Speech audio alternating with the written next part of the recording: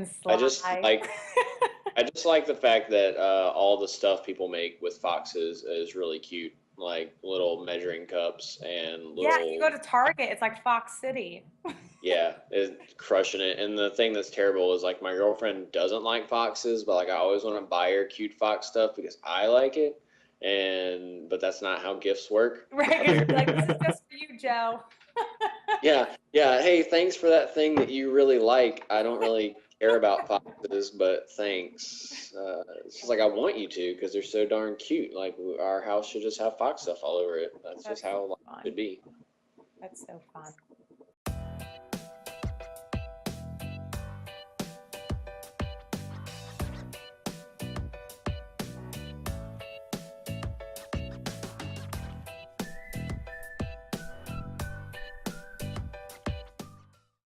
Hello and welcome to this month's Project Wednesday podcast. The goal is simple: telling stories, sharing themes, and looking at anything interesting going on that we, the storytellers at Project Wednesday, feel you, the listener, should hear about. And we welcome Joe to the Project Wednesday podcast. Joe, can you tell us about yourself?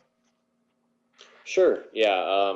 My name is Joe. I really wanted to come on the podcast today just to hopefully impart a little bit of the life lessons that I've learned in hopes to maybe help some other people make some positive decisions in their lives.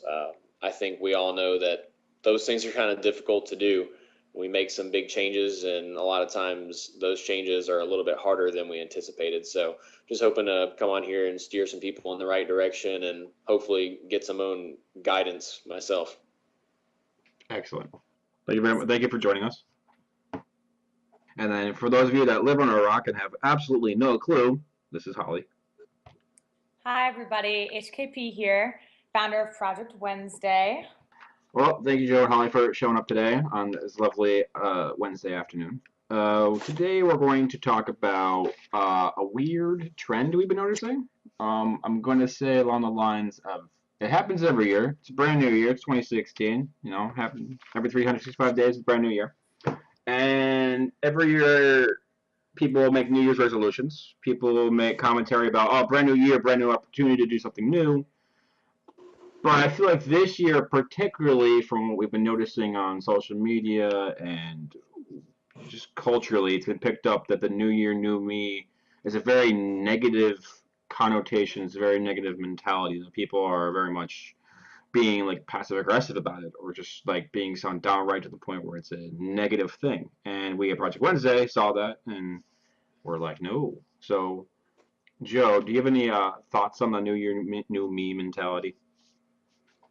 Sure. Yeah. I mean, it is something that we see happen every year. I think we all have done it ourselves. We have family members and friends that always make this commitment to make a complete 180, completely, instead of just a small change or anything like that. It's, I'm going to become a completely different person this year, someone that I never thought I could be, someone that my friends and family never thought I could be. And I'm just going to show the entire world that I can become this new, amazing, wonderful person. And I think the issue that we run into with that mentality is people discounting the fact that they're already amazing, wonderful people. And there's nothing wrong with continuing to try to progress and become better and become a better version of yourself. But, the idea that you need to completely reinvent yourself to do that is something that we see happen a lot. And I think as far as the new year, new me sort of trend, uh, it comes around once a year, and this is the time when people decide to do that, and so they feel like they have to, go big or do absolutely nothing at all, which I think you guys can probably relate to. We hear people that either say, I didn't make a resolution this year, I'm not doing it because I can't do it, I never follow through with it, so I'm just going to give up on it, or you get the people that are going to make the complete 180. So we kind of see the new year as this opportunity to turn our lives around and become these newer, better people, even though, we could do the same thing. We could make these same changes any of the other 364 days out of the year. And it's a little reminiscent of one of the Project Wednesday posts that went out back in December, talking about always, living for the weekend and living for Fridays. instead of actually enjoying the moments in our lives that present themselves as they come. We always wait for this Friday to show up before we allow ourselves to have experiences or enjoy our lives. And it's a very similar concept to where instead of making these small changes or small improvements over the course of a year, or just whenever the heck we feel like we need to, we wait for January 1st and decide that we're going to just turn our lives around on that date. And I think that, in a way, we set ourselves up for failure, because when you kind of put that much pressure on yourself, and when you vow to make such this big sweeping change in your life, it's really hard to live up to those expectations. I agree. So Holly, do you agree with Joe? Disagree? Where do you lay on this New Year, New Me mentality? Well, I would say that my viewpoint, it's pretty similar. It's not too far from what Joe was just saying. I really like to keep the mindset of new year, even better version of the already existing me. Because like he was saying, we wait until January 1st to make all of these major changes when we could literally make these changes 364 or 365 other days of the year if it's a leap year, but we just don't. And if it's not January 1st, then it's Monday morning, or Saturday afternoon is the first time I'll go to the gym, or this or that. We just keep kind of pushing things back. And he mentioned Rima's a previous storyteller back in December, her write-up, and I would say that even Robbie Williford's, he was the first storyteller of the new year 2016, and he wrote all about just on being. And I actually wanted to read a portion of his that really resonated with me and that I feel really ties into our topic today. And he said, let 2016 be the year that you commit to thinking a little deeper, to loving a little harder, and to growing a little closer to yourself in every moment. Allow yourself to outgrow the people and places and ideas that no longer serve the root of who you are. Allow yourself the safe space to be authentic and vulnerable and brave. You were not meant to fit so neatly into other people's boxes. Let 2016 be the building of a foundation with which you construct your life. And I think that sentence right there really, really resonates with me, because we already exist. But we don't necessarily reflect. And I know a lot of us on the Project Wednesday team behind the scenes, it's kind of our job to always be reflecting. So we need to step away from that. We have these conversations where we need to step away and really see where our subscribers, our followers, our readers, where are they coming from? These are the people that are using that new year, new me mentality all the time, or the people that are never going to set a resolution for this new year, new me mentality. So we have to approach them, I guess, from that direction. All right, so Holly and Joe. So we're both getting the vibe of reflection and the vibe of bettering yourself and then doing what needs to be done, but doing it in the here and now, not doing it, Saturday morning or next Monday, or push it off the next Wednesday, push it off, push it off, push it off. So would you both say that the idea that the new year, new me mentality needs to stop being so pushed on yourself, where you're always focused about, oh, I need to do X, Y, and Z, and I need to do it. I need to do it eventually, and instead move towards Annalise's Project Wednesday email that she dropped about where you're doing things for other people by using creativity or using your skills or your talents to help better people around you instead of just focusing on yourself. Yes, no, maybe. Starting with Joe. Yeah, so I think, to touch on the first issue that you brought up about, setting this definitive start date. Mm-hmm. I'm not so opposed to that idea, which is kind of contrary to, I guess, what we said earlier. I'm not so opposed to the idea of making the Monday morning commitment, that sort of thing. But I think people have a tendency to really rush into those. You have this. Yeah. You go out Saturday night and you party and you eat too much and you drink too much and you indulge too much, and you wake up on Sunday morning and you just say, never again. Never again am I going to do these things.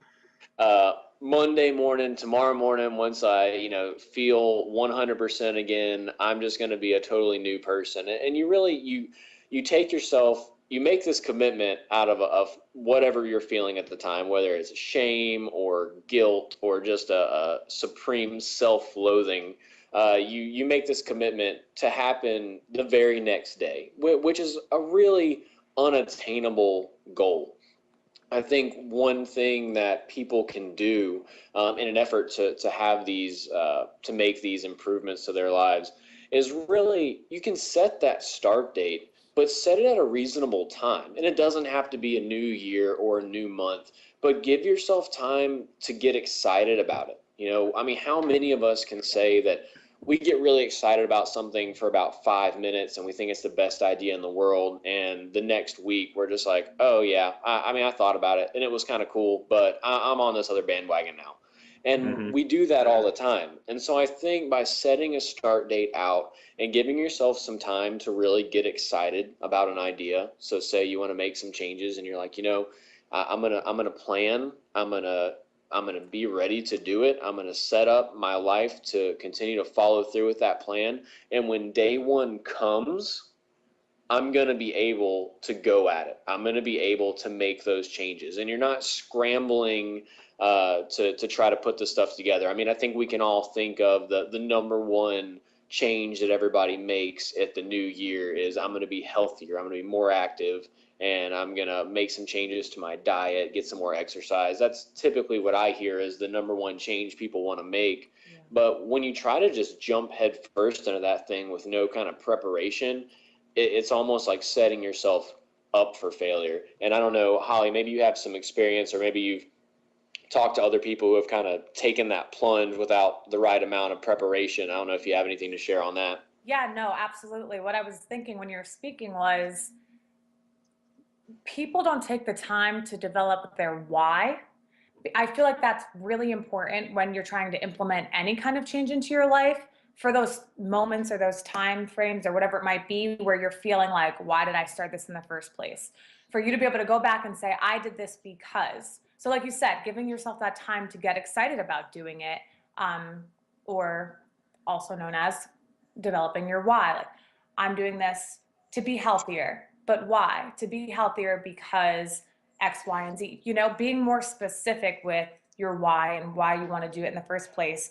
And then also being specific in the actual goal. Just saying, oh, I'm going to go be healthy and go to the gym isn't setting yourself up for success at all. So when are you going to the gym? Monday, Tuesday, Wednesday, Thursday, Friday, Monday, Wednesday, Friday, you know what I mean? And at what time of day? Because you work all day. Are you going to have enough energy? Do you have to go in the morning? So really just pinpointing those things. I feel like that's what I experience a lot, especially with coaching and whatnot. People come to me and they're like, oh, do you have any tips or whatever? And I'm like, well, what do you want to do? And they're like, I just want to, lose a few gene sizes. And I'm like, okay, so how are you going to do that? And they have no plan or like no real reason behind why they want to do it. So that's where people end up lacking or not really sticking to their goals in the first place. Sure. And I really think that, you mentioned on the side of coaching, and I think that if someone comes to you and they want to use you as a coach, it's great because you can help them develop that plan. But the thing that you can't do for them is you can't find their why for them. You might be able to encourage them through it. You might be able to get them to even think about it in the first place, but it's not something that somebody else can do for you. Exactly. And I think you make a really good point with that. Yeah, it has to be you as the person. Joe, if you were to come to me and say, I want to organize my time a little better. And then I say, okay, well then go buy a planner and write down everything you do every minute of the day. Me telling you what to do to organize your time isn't going to make you feel any more committed or make you want to stick to that plan. So it's a good point. Well, thank you, Joe and Holly. And now for the last topic of this month's podcast, we're going to look at the Sean Kinney's Power of a Smile piece that he wrote. What do you guys think in terms of the new year, new me mentality that we're addressing? How does Sean's piece play into it? Well, I mean, when it comes to me, positivity is everything. If people know me personally, they just know that well. For any strangers out there, smile's universal. Absolutely. When someone holds open the door and you flash a smile, a big thing that I have an issue with, and I'm kind of even straying a little bit from what you just asked me, is when people walk around with their heads down, not even on their phones, just heads down. This is actually something that I'm personally working on so for like 10 years now. It's very difficult, but I walk very quickly and with my head down. But every time I tell myself, walk with your head up, connect with people, eye to eye, smile, that's like the best walk from point A to point B I've ever had. So I really do believe in the power of a smile. And when it comes to that new year, new me, keeping that positivity and that energy going and spreading it to other people.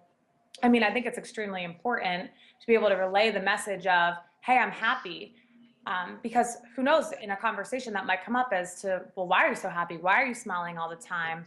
And if you don't ever get to have a conversation with the person that you shared that smile with, who knows what they were feeling 10 seconds before that and how you might have changed their day around a little bit. I'm also a big believer in the impact of just, I guess, missed moments and sorts, or missed conversations, if you want to say, things that happen in passing. When you're not connecting with somebody, that can make other people feel like they're being ignored. So I guess I just find a lot of power behind body language to begin with. So it definitely feeds into um, that whole new year, new me, new year, better me, however you might see or think about it. It feeds into it a lot. So I don't know if Joe has anything to say about that. We're talking about doing what you can to help other people. And I think that a lot of times at this time of year, we forget about that. And not to say there's anything wrong with us putting ourselves first and taking care of ourselves, but a lot of times we find that we get the most out of our actions when we do those actions for other people. And Holly, like you were just talking about, it's very difficult to form that kind of relationship with a person when you haven't connected with them.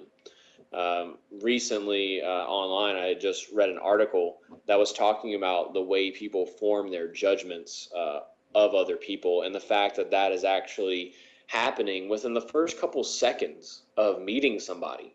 And so, Holly, just to kind of go back to what you're talking about, I mean, if you are walking down the street, or even if you're in your workplace, walking down the hallway, going to the bathroom, or going to walk to somebody's office, and as you pass your coworkers, these people that you're trying to have these relationships with, you have your head down, you're walking quickly, you're not making that eye contact, you're not flashing that smile, you're not giving those people any reason to connect with you.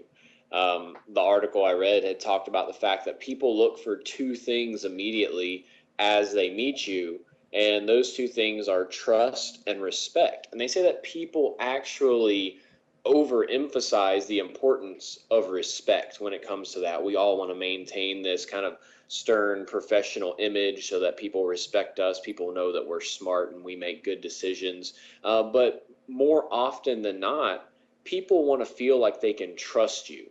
People want to feel like they immediately have this connection between you that allows them to open up to you. And I don't really think that there's a better way to do that than to share that smile, like you were talking about. So I think it really does all tie in together, between body language, between meeting new people, reaching out and helping new people. All these things really tie in together and kind of make us realize that it's not so much new year, new me, but it's new year, what can I do to become a better person, and what can I do to help others become better as well? I like that. I like that a lot. And that wraps it up here on the Project Wednesday podcast. Now, just like the emails, we're going to add a end of segment challenge. These challenges are usually based around the stories or based around the themes that were shared in the emails, and then just like this, it'll be shared into the Project Wednesday topics that were done on this podcast. The challenge is for you to take the time, sit down, get a pen, piece of paper, and a moment, and some clarity, and think. And I want you to write down the thing that you love, or the thing that you like, or the thing that you wish you had, or you want to work towards, the goal, the idea, the concept. And I want you to figure out a way, at least a couple options, write it down, how to create your way there.